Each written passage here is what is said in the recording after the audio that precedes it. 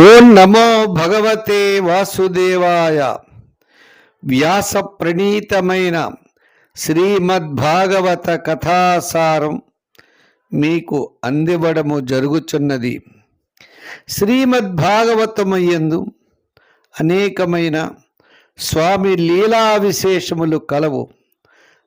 అవన్నీ కూడా మనము శ్రవణము చేయడం ద్వారా అనంతమైన ఫలితములు మనకు లభించును.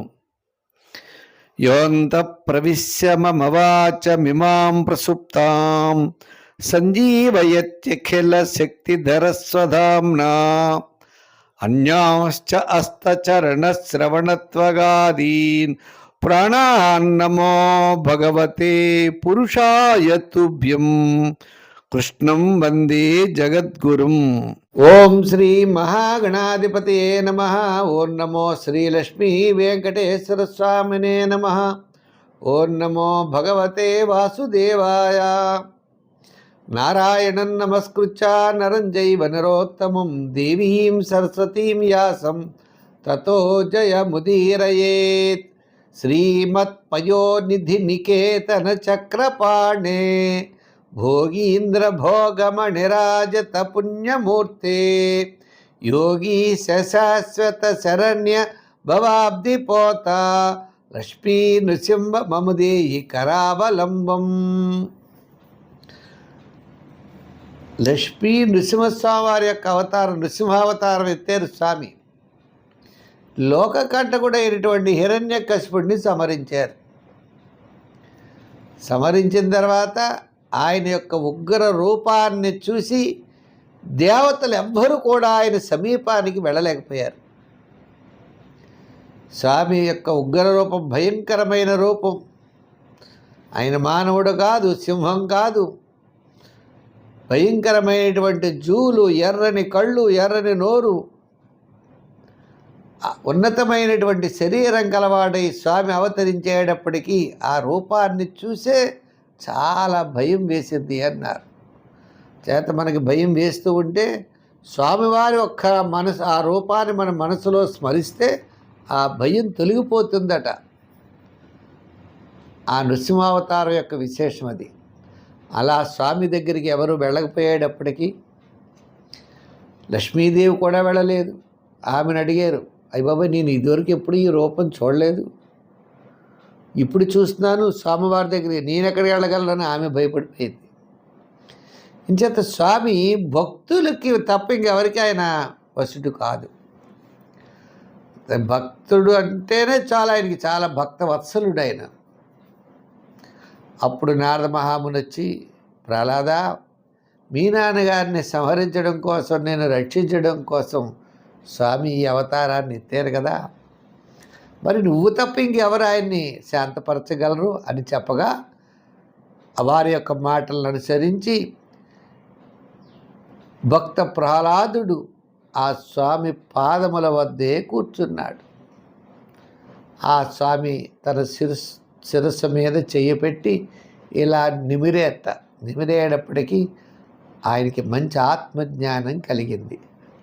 అటువంటి ఆత్మజ్ఞానంతో స్వామిని అనేక విధాల స్తోత్రం చేసేప్పటికీ స్వామి చాలా సంతృప్తి చెంది అన్నారాయన, ప్రహ్లాద భద్రంతే ప్రీతోహం తే అసురోత్తమ వరం వృణీష్వాభిమతం కామపూరోస్మ్యహం నృణాం మామ ప్రణీత ఆయుష్మన్ దర్శనం దుర్లభం హిమే. ఓ ప్రహ్లాద, పరమ కళ్యాణ స్వరూపుడవయ్యా నీవు, నీకు శుభమవుతుంది. నేను వరాలనిచ్చేటువంటి వాడిని, నువ్వు వరం కోరుకో అన్నారు.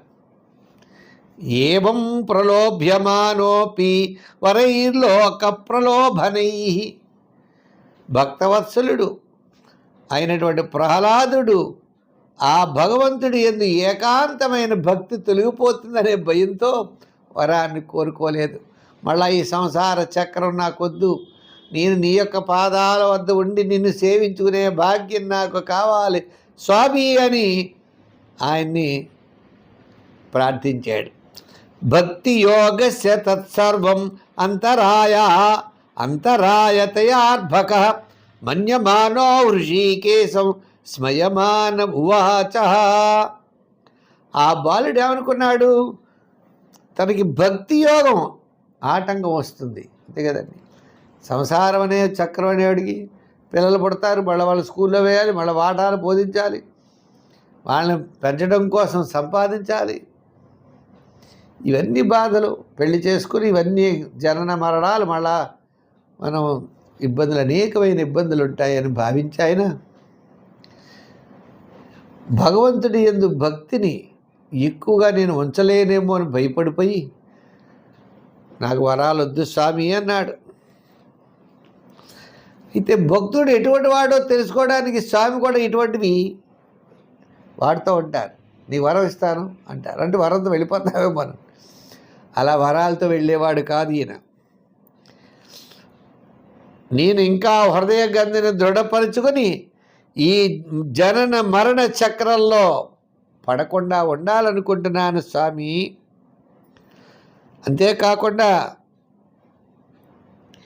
ఇక్కడ 2 రకాలు ఉంటాయి. ఒక యజమాని ఉన్నాడు, ఆ యజమాని దగ్గర ఎవరన్నా పనిచేస్తూ ఉన్నారు, వారికి జీతం ఇచ్చాడు. ఈ పనిచేసేవాడు ఏమవుతాడు, ఆ జీతం కోసం పనిచేసినట్టు అవుతుంది. యజమాని ఆ పని అయిపోయింది, యజమాని పని చేయించుకున్నాడు, జీతం ఇచ్చాడు, అతను వెళ్ళిపోవాలి అంతే. జీతం ఇవ్వలేదు, అప్పుడు యజమానికి వీడికి బంధం అనేది ఏర్పడుతుంది. జీతం ఇచ్చేస్తే ఆ బంధం తెగిపోతుంది. అదేవిధంగా స్వామి తపస్సు చేశారు, వరం ఇచ్చేశారు అనుకోండి, ఇంకా స్వామికి వాడికి సంబంధం ఏముంది. అదే స్వామి వరాలు ఇవ్వలేదు, వీడు ఆయన స్వామినే పూజిస్తూ ఉన్నాడు, అప్పుడు అనంతమైనటువంటి భక్తి కలుగుతుంది. సేవకుడు రాజు అన్నట్లు అయిపోతుంది ఈ జీతం పుచ్చుకోవడం, వరాలు పుచ్చుకోవడం ద్వారా. కానీ నాకు అటువంటి వరాలు అటువంటిది అక్కర్లేదు, కానీ నాకు భవబంధాలు కావాలి స్వామి. ఇది దాస్యసి మే కామాన్ వరాంస్త్వం వరదర్షభ కామానాం హృద్య సంరోహం భవతస్తు వృడే వరం. ఇంద్రియాని మన ప్రాణ ఆత్మా ధర్మో ధృతిర్మతి హ్రీ శ్రీస్తేజ స్మృతిం సత్యం యస్య నశ్యంతి జన్మన. స్వామి, నువ్వు వరాలు ఇవ్వాలి అనుకున్నావు అనుకో, వరాల్లో గొప్పవాడు, వరాలు ఇస్తావు. నేను కోరిన వరం ప్రసాదించాలన్నట్లయితే నా హృదయం ఎట్టి కోరికలు అంకురించకూడదు, అది ఆ వరం అన్నాడు. కామం అనేది ఉంటే ఉంటాయి కోరికలు, అసలు కోరికే లేకపోతే నా మనసుకి ఏ విధమైన కోరిక ఉండకూడదు, ఇదే నా కోరిక అన్నాడు. ఒకవేళ ఏదైనా కోరిక కలిగింది అనుకోండి, అప్పుడు మన ఇంద్రియాలు, మనస్సు, ప్రాణాలు, దేహం, ధర్మము, ధైర్యము, బుద్ధి, లజ్జ, సంపదలు, తేజస్సు, స్మృతి, సత్యము అన్నీ కూడా నష్టమైపోతాయట. ఒక్క కోరిక వల్ల ఇన్ని పోతాయన్నారు. మన మనస్సు పాడైపోతుంది, దేహం పాడైపోతుంది, ధర్మం కార్యాలను చెయ్యం, మన బుద్ధి ఉండదు, సిగ్గు ఉండదు, సంపదలు ఉండవు, ఇలా అన్నీ నాశనమే. ఇవన్నీ కూడా పోతాయి దేనివలన? ఒక్క కోరిక వలన. అసలు ఆ కోరికే లేకుండా నాకు అటువంటి వరాన్ని ఈ స్వామి అని నృసింహస్వామిని ఆ ప్రహ్లాదుడు భక్తితో వేడుకుంటున్నాడు. ఆయన అన్నాడు, నైకాంతినో మే మయి జాత్విహాశిష ఆశాసతే అముత్రచయే భవద్విధా అథాపి మన్వంతర మేతదత్ర దైత్యేశ్వరాణమనుభుంక్షభోగాన్. నాయనా ప్రహ్లాద, ఇవన్నీ ఇంత వేదాంతం ఎందుకు నాయనా బాబు, నీ వంటి పరమభక్తుడు ఈ లోకంలో కానీ పరలోకంలో కానీ నాకు ఎప్పటికీ కనపడ్డు. అంత గొప్పవాడు నువ్వు. అయినా కేవలం నా కోరిక ఒకటే, అంటున్నాడు స్వామి. ఒక మన్వంతర కాలం నా సంతోషం కొరకు నువ్వు ఈ దైత్యులకి రాజువై సమస్త భోగాల్ని అనుభవించు అన్నాడు. చూసారు, ఈయనేమో సంసార చక్రం వద్దు, నీ పాదార విందాలు కావాలని ఈ పరమ భాగవతోత్తముడైనటువంటి ప్రహ్లాదుడు కోరాడు. స్వామి ఏమన్నాడు, ఒక మన్వంతర కాలమైనా. ఇంచేత రాజు పరమ భాగవతోత్తముడు అనుకోండి, ప్రజలందరూ పరమ భాగవతోత్తములు అవుతారు. యథా రాజా తథా ప్రజ అన్నట్లుగా స్వామి ఊరికే ఇతను ఉండమని లేదు. ఎందుకున్నారు అంటే, నువ్వు అందరినీ కూడా ధర్మ మార్గంలో పెడతావు, అందరినీ కూడా మంచి మార్గంలో నడిపిస్తావు. నీలాంటి వాడు రాక్షసులకు రాజు అయితే మరి ఎంత బాగుంటుంది సృష్టి. అంచేత ప్రహ్లాద, నీ వంటి వాడువు కేవలం ఒక మన్వంతర కాలం నా సంతోషం కొరకు నువ్వు ఈ రాక్షసులకు అధిపతివై సమస్త భోగాల్ని అనుభవించు. అందరి చేత యజ్ఞయాగాది కర్తువల్ల ఆచరింపచేయి. నీ హృదయంలో నన్నే దర్శించుకో. నీకు అత్యంత ప్రీతి అయినటువంటి నా లీలా వినోదాల్ని, లీలా గాథల్ని విను. సమస్తమైనటువంటి కర్మల ద్వారా నన్ను ఆరాధించు. నీ యొక్క అలా ఆరాధిస్తూ నీ యొక్క ప్రారబ్ధ కర్మలు ఏవైతే ఉన్నాయో అవన్నీ నశిస్తాయి. భోగముల ద్వారా పుణ్యకర్మ ఫలాలు, నిష్కామ పుణ్యకర్మల ద్వారా పాపాలు నశిస్తాయి. అంటే మనం కొన్ని కర్మలు ఆచరిస్తే మనం జన్మతా వచ్చే కొన్ని పాపాలు ఉంటాయి, ఆ పాపాలన్నీ కూడా నశిస్తాయి. నీకు సమయం ఆసన్నమైనప్పుడు నీ శరీరాన్ని త్యజించి సకల బంధాల నుండి ముక్తుడివై నా చెంత చేరుతావు. నీ యొక్క చరిత్రని అన్ని లోకాల వాళ్ళు గానం చేస్తారు. నిన్ను నన్ను స్మరిస్తే చాలు, వాళ్ళు ఈ కర్మబంధం నుండి మోక్షాన్ని పొందుతారు, ముక్తిని పొందుతారు. ఒక్కసారి ప్రహ్లాదుడిని మనం స్మరించాలట, ఆ నృసింహస్వామిని స్మరించాలట. ఈ కర్మబంధాల వల్ల ఏవైతే మనకి పాపముల ద్వారా అనేకమైనటువంటి ఇతి బాధలు పొందుతామో ఆ ఇతి బాధలన్నీ కూడా స్వామి స్మరణ మాత్రము చేత పరమ భాగవతోత్తముడైనటువంటి ప్రహ్లాదుడి యొక్క నామాన్ని ఉచ్చరించడం ద్వారా ఇవన్నీ కూడా తొలుగుతాయ్యా అన్నాడు. అనేటప్పటికీ మరి స్వామి ఇలా అంటే ఏమంటాడు, వరం వరయా ఏతత్తే వరదేశాన్ మహేశ్వర యద నిందత్పితా మే త్వామ విద్వాంస్ తేజ ఐశ్వరం. ఓ మహేశ్వర, ఓ విష్ణుమూర్తి, నిన్న ఒక్క వరాన్ని అడుగుతున్నానయ్యా అన్నాడు. ఏమిటి ఆ వరం అంటే, నా తండ్రి నీ తేజ ప్రభావం తెలుసుకోక, నువ్వు ఎటువంటి వాడో తెలుసుకోక నిన్ను చాలాసార్లు నిందించాడు. ఆయన తమ్ముడిని సంహరించేవనే కోపంతో నీతో శత్రుత్వాన్ని పెట్టుకుని నన్ను ఇబ్బంది పెట్టాడు. కాబట్టి అటువంటి నా తండ్రికి మోక్షాన్ని ఇయ్యి అన్నాడు. ఆయన పాపాలన్నీ ప్రక్షాళన అయ్యేటట్లుగా చూడు స్వామి అని ప్రార్థించాడు.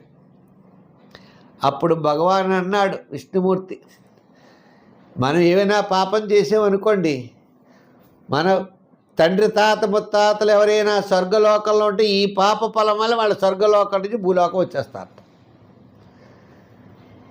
దశ పూర్వేషాం దశాపరేషాం అంటారు ఒక కన్యను దానం చేసేటప్పుడు. ఇదివరకు 10 జన్మల్లో, రాబోయే 10 జన్మల్లో మధ్వంసానాం అంటూ మా వంశంలో వారంతా ఉన్నమని. ఏదైనా ఒక దాన ధర్మాదులు చేసినప్పుడు, పుణ్యం చేసిన ద్వారా మన యొక్క వంశీయులందరూ కూడా పుణ్యలోకాన్ని పొందుతూ ఉంటారు. త్రిసప్తభి పితాపూత పితృభిస్సహతే నఘా అన్నాడు ఆయన. ఓ పుణ్యాత్ముడా ప్రహ్లాద, నీవు నీ వంశ పావనాన్ని, నీ వంశంలో వారంతా కూడా పవిత్రత చెందుతారయ్యా. నువ్వు ఇలా జన్మించడం ద్వారా నీ తండ్రి అనుకున్నావా, నీ తండ్రి యొక్క పూర్వజులైనటువంటి 21 తరాల పితృదేవతలు కూడా పవిత్రాన్ని పొందుతారు. వారికి అందరికీ కూడా పవిత్రత ఉంటుంది.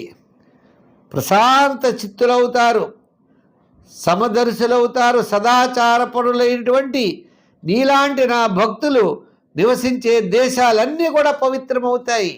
వాళ్ళే పవిత్రత కాదు, నువ్వు ఎక్కడుంటే ఆ ప్రదేశం అంతా కూడా పవిత్రత ఉంటుంది. అపవిత్రత చెందినటువంటి క్రిమి కీటకాదులు కూడా పవిత్రాన్ని పొందుతాయా.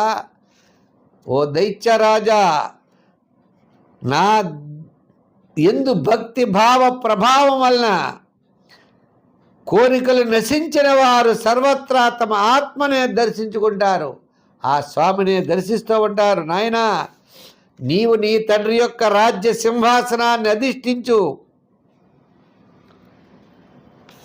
నీ యొక్క తండ్రి పూర్తిగా పవిత్రుడయ్యాడు. ఇతని యొక్క అంత్యక్రియలన్నీ కూడా చక్కగా చెయ్యి. నీ వంటి కుమారులు, కన్నడ వంటి తల్లిదండ్రులు ఎంత పుణ్యాత్మలో కదా. నీ పుణ్యం ద్వారా వారికి పుణ్యలోకాలు ప్రాప్తిస్తాయి నాయన. అందుచేత నీవు ఈ యొక్క హిరణ్యకశిపుడికి అంత్యక్రియలన్నీ కూడా చక్కగా చెయ్యి అన్నారు. నీ తండ్రి యొక్క రాజ్య సింహాసనాన్ని అధిష్ఠించు, నా యందు మనస్సును నిలుపు, నన్ను శరణ పొందు. బ్రహ్మవేత్తలైనటువంటి మునీశ్వరుల యొక్క ఆజ్ఞానుసారము సేవలన్నీ చేయి, సమస్త కార్యాలని కూడా నువ్వు నిర్వహించు. అప్పుడు ఆ యొక్క నృసింహస్వామి యొక్క అనుజ్ఞం తీసుకుని తండ్రికి అంత్యక్రియలన్నీ కూడా చక్కగా చేశాడు ఆయన. అయినా సరే స్వామి అక్కడే ఉన్నారు, అంత్యక్రియలన్నీ పూర్తయ్యాయి. అప్పుడు బ్రహ్మదేవుడు ఆ స్వామితో అంటున్నాడు, దేవదేవా దేవదేవాభిలాజ్యక్ష భూత భావన పూర్వజా దృష్ట్యా తే నిహత పాపో లోక సంతాపనోస్వర. ఈ హిరణ్యకశిపుడు లోకాలని బాధిస్తూ ఉంటే నువ్వు వాడిని వధించి లోకాలని రక్షించావు. ఈ హిరణ్యకశిపుడు పెద్ద తపస్సు చేశాడు, ఇన్ని వరాలు అడిగాడు. ఆ వరాలన్నీ నేను ఇవ్వాల్సి వచ్చి ఇచ్చాను అన్నాడు. అయితే ఆయన అన్నాడు, మనకు అనుకోకుండా ఇన్ని వరాలు పొందినటువంటి హిరణ్యకశిపుడికి ప్రహ్లాదుడు లాంటి భక్తుడు కలిగాడు కాబట్టి ఇతను మనం సంహరించగలిగాం అన్నాడు. త్వయా విమోచితో మృత్యోర్దృష్ట్యా త్వాం సమితోధునా. నృసింహ రూపాన్ని ఏకాగ్రత చిత్తంతో ధ్యానించేవాడు అన్ని విధముల భయము నుండి కూడా ముక్తుడవుతాడు.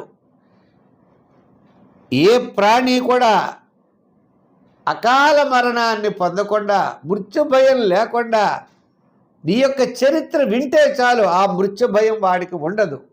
అందుచేత సమస్త జనులు కూడా ప్రహ్లాదుడి యొక్క చరిత్ర, నృసింహావతారాన్ని స్మరిస్తే చాలట, సమస్తమైనటువంటి మృత్యు భయాలు కూడా వాళ్ళకి తొలుగుతాయని ఇది బ్రహ్మదేవుడు చెప్పిన మాట. ఇలా చెప్పిన తర్వాత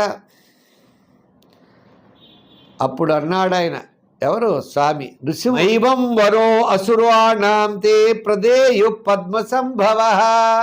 ఓ బ్రహ్మదేవా, అసలే రాక్షసులయ్యా, రాక్షసులకి ఇంత వరాలు ఇవ్వడమేమిటి నువ్వు? ఇటువంటి వరాలు ఇవ్వకూడదు అన్నట్లుగా చెప్పారు. ఆ నృసింహ భగవానుడు పలికి ఆ బ్రహ్మదేవుడు పూజలు స్వీకరించి మరి అందరూ చెప్పేసిన తర్వాత ఇంకా ఆయన ఏమంటాడు, స్వామి ఆ విష్ణుమూర్తి విష్ణులోకాన్ని చేరారు. తర్వాత ప్రహ్లాదుడు ఆ బ్రహ్మదేవుణ్ణి, పరమశివుణ్ణి, ప్రజాపతుల్ని, దేవతల్ని భక్తి శ్రద్ధలతో పూజించాడు, శిరస్సుతో ప్రణమిల్లాడు. మరి వారి కులగురు ఉన్నాడాయన, తెలుసా ఎవరు? శుక్రాచార్యుడు. ఆ శుక్రాచార్యుడిని కేకేసి మునులతో కూడి ప్రహ్లాదుడు సమస్త దైత్యులకు, దానవులకు ఆయన ఆ బ్రహ్మదేవుడు ప్రహ్లాదుడిని రాజుగా చేశాడు. బ్రహ్మాది దేవతలు ప్రహ్లాదుడిని ఆశీర్వదించారు, శుభాశీస్సులు పలికారు. ప్రహ్లాదుడు కూడా వారందరినీ యథాయోగ్యంగా సత్కారం చేసి వారు తమ లోకాలకి వెళ్ళారు. ఈ విధంగా విష్ణు పార్షదులు జయ విజయుల్ని ఎవరు శపించారు? సనక సనందాది మునులు శపించారు. ఆ సనక సనందాదుల మునుల యొక్క శాపం చేత ఈ జయ విజయులు హిరణ్యాక్ష హిరణ్యకశిపులుగా ఒక చరిత్ర ముగిసింది.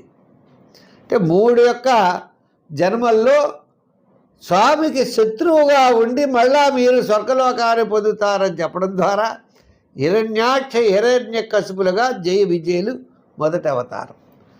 రెండవది రావణ కుంభకర్ణులు రెండవ అవతారం. అప్పుడు రాముడుగా మహావిష్ణువు అవతరించి ఆ రావణ కుంభకర్ణుల్ని అంతమొందిస్తాడు. అక్కడ మళ్ళా జయ విజయులు రెండో అవతారం.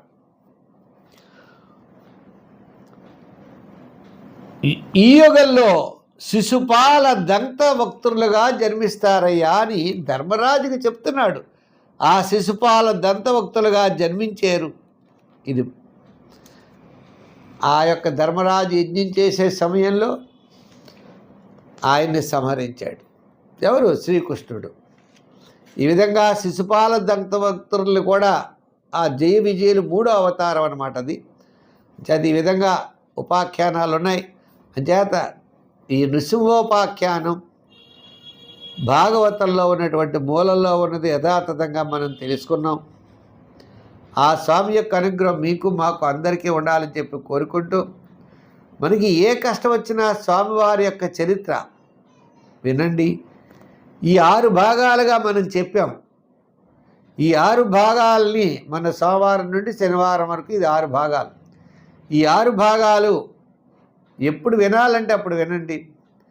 6 భాగాలు ఒక్కసారి కనుక విన్నట్లయితే మనకి సమస్తమైనటువంటి దోషాలు తొలగుతాయని చెప్పి తెలియజేస్తూ, స్వామి అనుగ్రహం అందరికీ ఉండాలని చెప్పి కోరుకుంటూ, యథా యథా భగవతో భక్త్యా పరమయాభిదా.